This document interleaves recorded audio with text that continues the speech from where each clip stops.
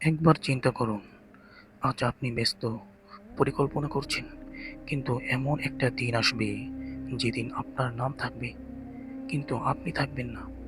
মানুষ মৃত্যুকে বলে থাকতে চায়, কিন্তু মৃত্যু কাউকে বলে যায় না। আল্লাহ তাআলা কোরআন পাকে ইরশাদ করেছেন, কুল্লু নাফসিন যায়িকাতুল মাউত।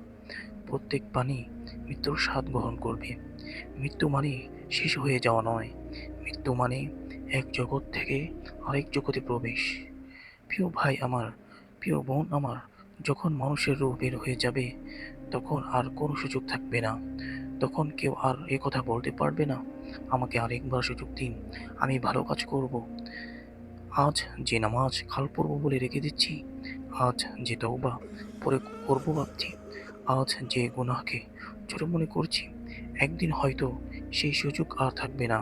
প্রিয় ভাই ও বোন আমার, কবরস্থানে যারা শুয়ে আছে তারাও একদিন আমাদের মতোই ব্যস্ত ছিল, তাদেরও পরিকল্পনা ছিল, কিন্তু মৃত্যু তাদেরকে সুযোগ দেয়নি, মৃত্যু তাদেরকে অপেক্ষা করতে দেয়নি। তাই প্রশ্ন হলো, যদি আজ আমার জীবনের শেষ দিন হয়, আমি কি প্রস্তুত?